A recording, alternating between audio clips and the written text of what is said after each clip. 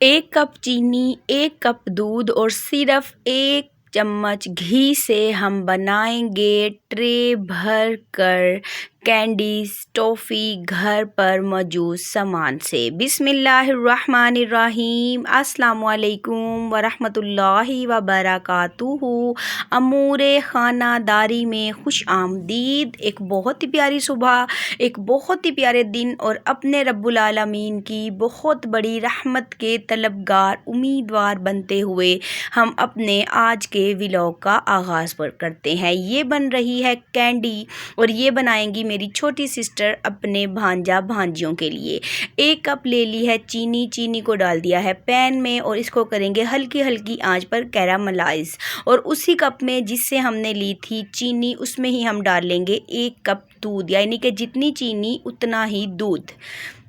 नीम गरम सा दूध है ये। और इस तरफ जो हमारी चीनी है वो हल्की हल्की आंच पर कैरामलाइज हो रही है, यानी कि इसको हम पिघला रहे हैं। आंच बहुत तेज़ नहीं करनी, अगर हम तेज़ आंच करेंगे ना तो चीनी जो है वो बहुत जल्दी पिघल तो जाएगी लेकिन ये कड़वी हो जाएगी तेज़ आंच की वजह से। इसलिए बड़े ही सुकून से, बड़े ही सब्र और तहम्मुल से हल्की हल्की आंच पे पास खड़े होके आहिस्ता आहिस्ता चम्मच चलाते हुए हमें इसको कैरामलाइज करना है, पिघला लेना है।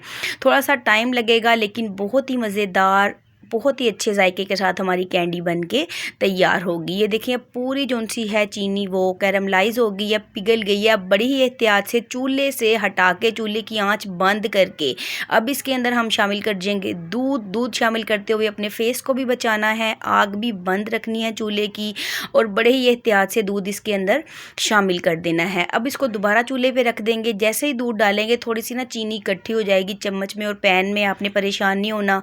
जैसे ही आप इसको दोबारा चूल्हे पे रखेंगे ना हल्की सी आंच पे और आहिस्ता आहिस्ता चम्मच चलाएंगे तो चीनी अपने आप पिघल जाएगी। जैसे ही बबल्स आना स्टार्ट होंगे तो इसके अंदर हम डाल देंगे सिर्फ और सिर्फ 1 चम्मच घी। देसी घी है तो बहुत बेहतरीन हो जाएगा, अगर देसी घी नहीं है तो घर पे मौजूद जो घी आप खाना बनाते हुए डालडा घी इस्तेमाल करते हैं वो भी आप डाल सकते हैं। ऑयल नहीं डलेगा, इसके अंदर घी ही डालना है, चाहे देसी डाल लें चाहे घर पे मौजूद जो घी है वो शामिल कर लें।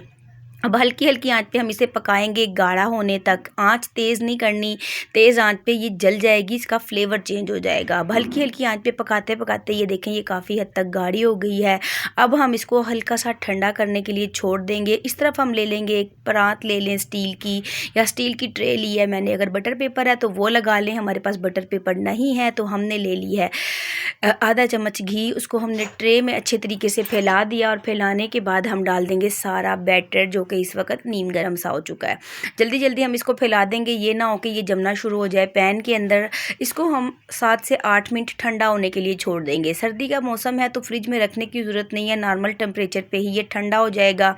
हम इसको फिंगर से टच करेंगे, अगर ये हमारी उंगली को नहीं चिपक रहा तो ये जम चुका है। और अब हम इसके अंदर ऐसे निशान बना लेंगे। बहुत ज़्यादा सख्त भी इसको नहीं होने देना कि ये कड़क होकर जम जाए, और ना ही हमने इसको बहुत ज़्यादा लिक्विड में ऐसे निशान बनाए। जब ये इतना हो जाए कि उंगली को नहीं चिपक रहा तो छुरी से ऐसे निशान बना लें।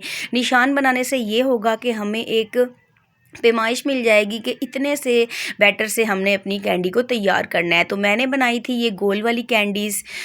ऐसे हाथ पे घी लगाने की भी ज़रूरत पेश नहीं आई थी क्योंकि हमने ट्रे के अंदर जो हल्का सा घी लगा लिया था वही काफ़ी था। तो ये देखें कितनी आसानी से बहुत ही नरम, बहुत ही सॉफ्ट कैंडीज़ बन गई हैं। जो इनसे ये टॉफ़ी वाली शेप में है, ये बनाई थी मेरी सिस्टर ने, और ये जो गोल कैंडी है ये बनाई थी मैंने।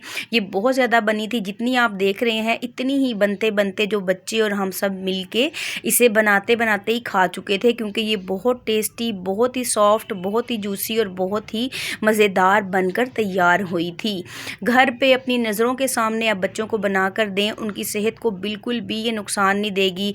थोड़ी सी मेहनत ज़रूर होगी लेकिन घर पे हिफ्ज़ान सेहत के असूलों के मुताबिक बेहतरीन सी कैंडी, बेहतरीन से जायके के साथ और बहुत ही कम खर्च पे बनकर तैयार हो जाएगी।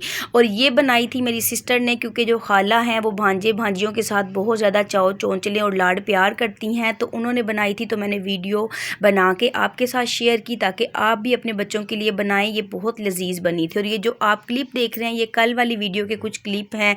कल मैंने आपको दिखाया था अपने मामू के घर के कुछ मनाजिर के, वो किस तरह से सारी तैयारी करते हैं अपने घर में। जो उनका काम है दही भल्ले भल्ले, फ्रूट चाट, समोसा चाट, पापड़ी चाट का तो मैंने आपको तैयारी के मराहिल तो दिखा दिए थे, लेकिन फ़ाइनल लुक जो थी वो मैं आपको नहीं दिखा पाई थी। तो मुझे क्योंकि ना जो व्लॉग है ना वो बहुत ज़्यादा लंबा हो जाता है, तो मेरे पास ना कुछ पुराने मतलब क्लिप्स पड़े हुए थे। आपने पहले देखा है कि मेरी एक दिन फ्रेंड आई थी तो उनके लिए मैंने कुछ सामान मंगवाया था। ये इन्हीं मामू की शॉप से आया था जिनकी मैंने कल आपको तैयारी के मराहिल दिखाए थे कि ये किस तरह भल्ले, पकौड़ियाँ सब कुछ तैयार करते हैं। तो ये देखेंगे यम्मी सी क्रीम चाट है, बहुत ही मज़ेदार, बहुत ही डिलीशियस, बिल्कुल फ्रेश। इसके अंदर क्रीम, फ्रूट्स सब कुछ वो खुद तैयार करते हैं। तो ये वहाँ से सामान आया था और ये मज़ेदार से क्रिस्पी क्रंची गोलगप्पे, मज़ेदार मज़ेदार चटनियाँ और किसी भी किस्म के अंदर मुज़रे सेहत चीज़ें नहीं डाली जाती, बल्कि खालिस घर पर घर के सामान से हमारी जो मामू हैं वो तैयार करते हैं। तो इन्हें खा के बिल्कुल भी गला ख़राब नहीं होता, तबीयत ख़राब नहीं होती, क्योंकि इसके अंदर कोई मुज़रे सेहत चीज़ नहीं डाली जाती। तो इसके ना कुछ क्लिप मौजूद थे तो मैंने कहा चलें आपके साथ शेयर कर देती हूँ कि कल वाली वीडियो में आपने इसके तैयारी के मराहिल तो देख लिए थे, लेकिन इनकी फ़ाइनल लुक कैसी आती है वो मैं आपको आज दिखा रही हूँ। अगर मैं चाहूँ तो कैमरा लेके दुकान पे अपनी शॉप पे जाऊँ मामू की और पूरी वीडियो शूट कर लूँ, वो कभी मना नहीं करेंगे, लेकिन कुछ क्लिप घर पे मौजूद थे तो मैंने कहा चलें ये आपके साथ शेयर कर देती हूँ। यही था मेरा आज का व्लॉग, यही थी मेरी आज की वीडियो। अगर आपको अच्छी लगे तो ज़्यादा से ज़्यादा लाइक और शेयर कीजिए। अगर आप मेरे चैनल पर नए हैं तो मेरे चैनल को सब्सक्राइब भी ज़रूर कर लीजिए, बेल आइकन के बटन को प्रेस कीजिए ताकि हर नई आने वाली वीडियो का नोटिफिकेशन आप तक पहुँचता रहे।